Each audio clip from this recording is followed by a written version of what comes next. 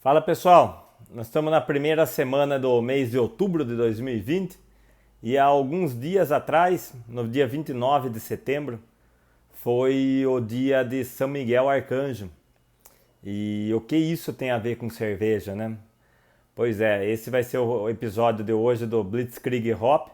Eu vou falar um pouco da influência desse dia e, por que não, desse santo na cerveja da Alemanha e que acabou influenciando o mundo todo.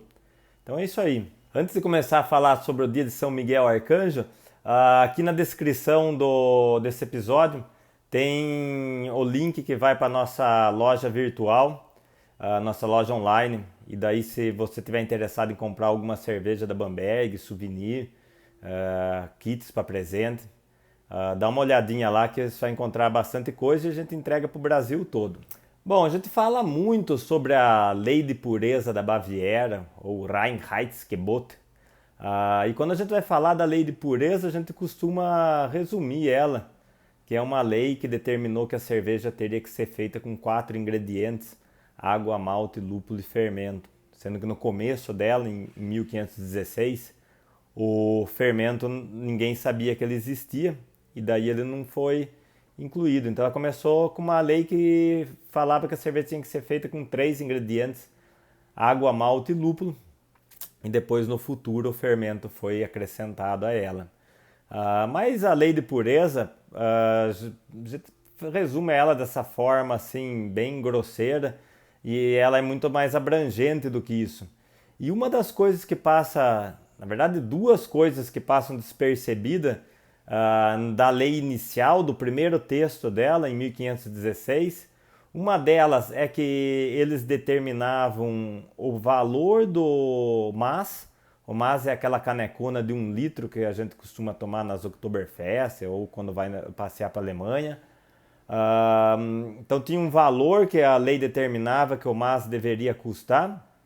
E o outro, que é o que nós vamos falar hoje, que é uma coisa super importante, eles determinavam um período que poderia fazer a cerveja, que ia do dia 29 de setembro até o dia 23 de abril. E o que isso teve de consequência para a cerveja? Então, do dia 29 de setembro, que é o dia de São Miguel Arcanjo, como eu acabei de falar agora há pouco, até o 23 de abril, que é o dia de São Jorge, qual que é a explicação de determinar que a cerveja poderia ser produzida durante esse período do ano, desse período de inverno do hemisfério norte? Então, alguns dizem que talvez seja porque a colheita de cereal começaria agora no final de setembro, começo de outubro, na Alemanha, no sul da Alemanha. Outros falam que, como naquela época, na idade, terminando a Idade Média, né, começando 1500, tinha muita influência da igreja na cerveja e eles determinaram ali 2 dias santos para poder ser o período onde fabricaria cerveja. E outros já falam que é mais por motivo sensorial, que a cerveja, eles foram percebendo ao longo do tempo que a cerveja fabricada durante o inverno era mais gostosa, entre aspas, do que a fabricada no verão. Talvez seja um pouco de cada coisa. Se tem uma oferta maior de cereal para fazer a malteação desse grão de cevada, é a principal matéria-prima da cerveja, ficaria mais fácil para você fabricar cerveja. Lembrando que o malte veio também se desenvolver depois, né? A cevada seca poderia ser guardada por mais tempo. Então faz sentido, mas também, se a gente for ver a fundo em 1500, o que era o cenário cervejeiro do sul da Alemanha, não tem nada a ver com o que a gente está falando hoje de indústria, né? Era bem caseiro, bem artesanal. A questão da igreja faz sentido também. A igreja sempre dominou esses primórdios da indústria cervejeira. E o sul da Alemanha é extremamente religioso, então tem a ver também isso daí. E o terceiro que eu citei, que é a questão do sabor, isso é o que mais tem a ver talvez com tudo, né? Que a gente esteja tentando justificar o porquê desse período. Muitos falam que o alemão foi percebendo que a cerveja que ele tomava durante o verão não era tão gostosa quanto a que ele tomava no inverno. Eu acabei de falar que no início da lei de pureza, ela decretava que a cerveja tinha que ser feita com 3 ingredientes: água, malte e lúpulo. Então ninguém sabia que existia a levedura, que aquilo lá que acontecia na cerveja era a fermentação. Era tudo feito de forma natural, com os micro-organismos que estavam ali no ar. Se a gente imaginar que um verão no sul da Alemanha é calor também, tanto quanto aqui no Brasil. Fermentando aí, vamos falar, 25 a 30 graus, vai causar um monte de contaminação nesse moço. Vai fermentar mais rápido? Vai. Mas essa temperatura vai estar favorável para vários outros micro-organismos que a gente considera como contaminantes para a cerveja. Já no inverno, também citando o sul da Alemanha, a temperatura ali do inverno do sul da Alemanha vai chegar aí em torno de 5, 10 positivo durante a maior parte do inverno, mas também em alguns momentos vai estar próximo de zero, às vezes negativo.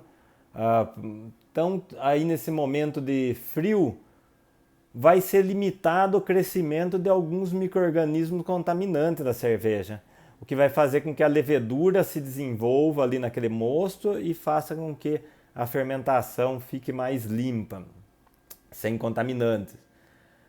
Vale ressaltar que a gente está falando de 1500, começo dos anos 1500, e não existia nenhuma prática de sanitização, nenhum conhecimento de micro-organismo, nenhum conhecimento sobre segurança alimentar. Então, vamos tomar por base que a cerveja era contaminada no inverno ou no verão.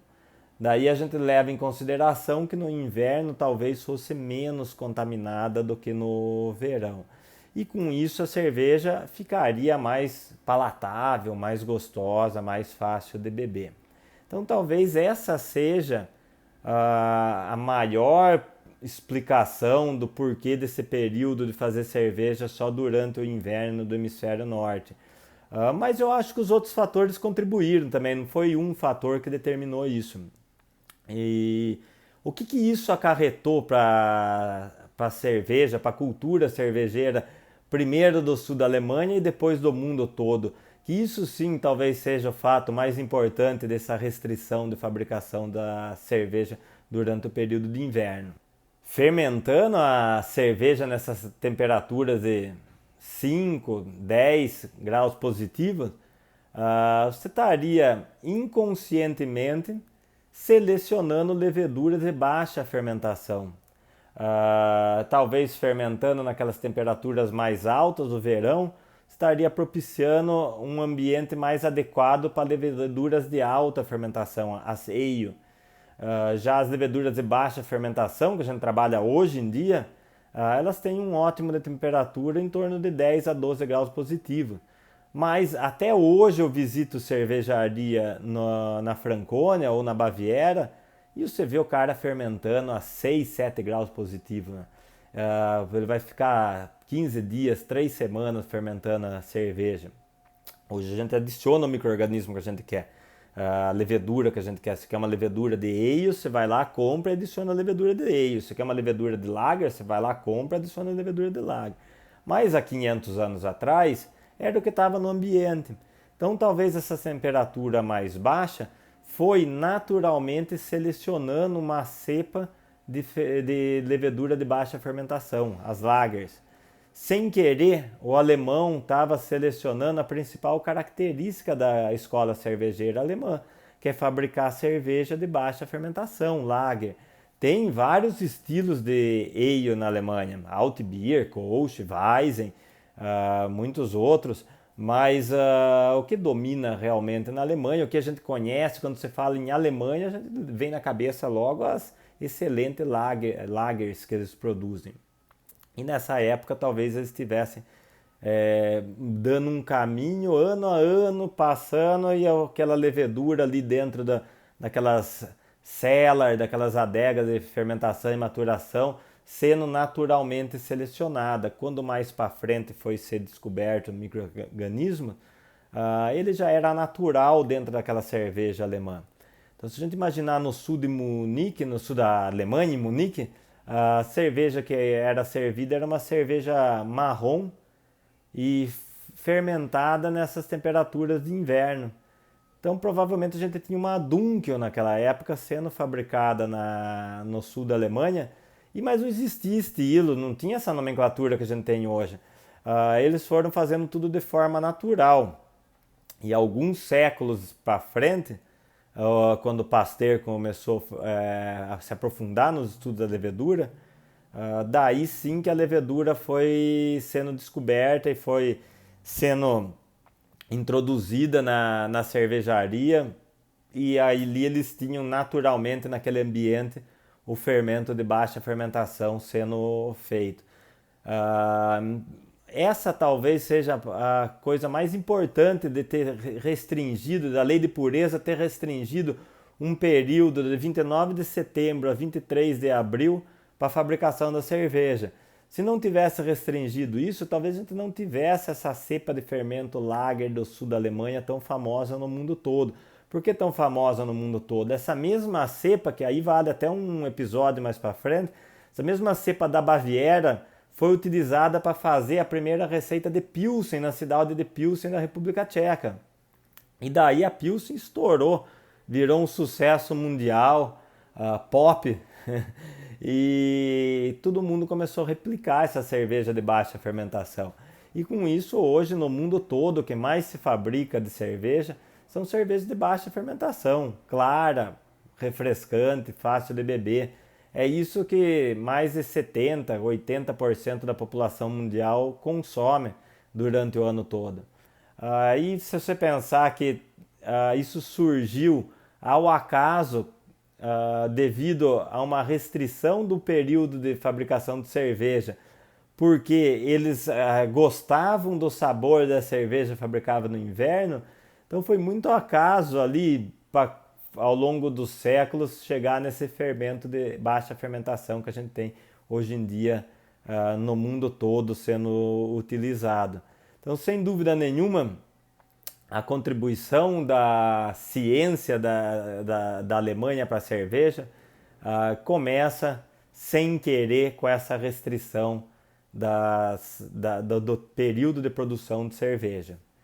O quadrinho está caindo atrás aqui.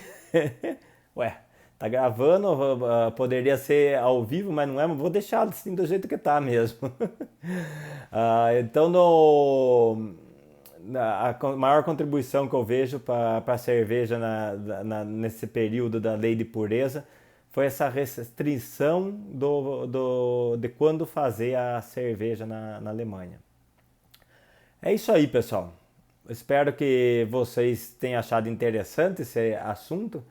E a gente vê que na história da cerveja sempre tem um pouco de santo, religião, monastério, sempre eles estão envolvidos aí para contar um pouco de história para nós. E hoje foi a história aí da data, não foi nem, eu ia falar a história do santo São Miguel Arcanjo, mas não, coitado, só citamos ele, né? E nem contei nada sobre ele, porque não é muito meu forte contar a história de santo. Mas foi uma data extremamente importante, 29 de setembro, o dia de São Miguel Arcanjo para cerveja, e o 23 de abril também, o dia de São Jorge para cerveja na Alemanha. Então a gente volta em breve com o próximo episódio, espero que vocês tenham curtido esse daí. Se inscreve no canal do YouTube, se inscreve nos podcasts, compartilha com os amigos. E no link tem também na descrição tem o link da nossa loja online para quem quiser comprar cervejas lagers ou ale, mas fabricadas de acordo com a lei de pureza da Alemanha em Votorantim. Valeu, pessoal, até a próxima, um abraço!